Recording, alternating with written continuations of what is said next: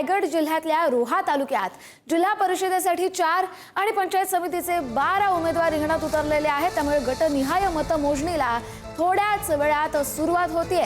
कोणताही अनुचित प्रकार घडू नये यासाठी पोलिसांचा चोख बंदोबस्त देखील आहे।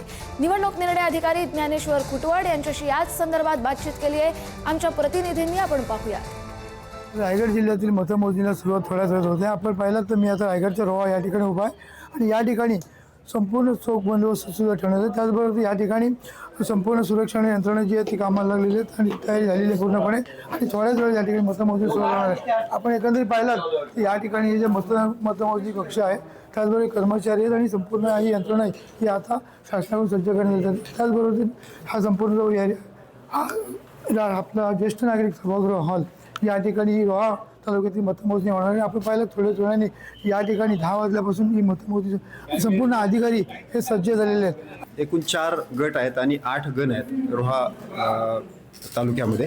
तर त्यासाठी आपण मतमोजणीचं नियोजन हे गटनिहाय केलेलं आहे। अगोदर 39 नागोठणे, त्याच्यानंतर 40 आंबेवाडी, नंतर 41 भुवनेश्वर आणि 42 घोसाळे अशा प्रकारे नियोजन आहे।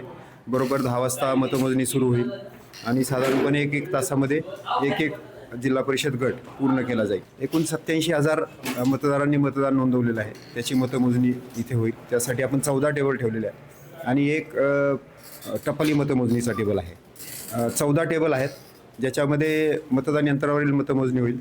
एक टेबल हा टपाली मतमोजणीसाठी आहे। 14 टेबलवर मतमोजणी पर्यवेक्षक आहेत आणि मतमोजणी सहाय्यक आहेत।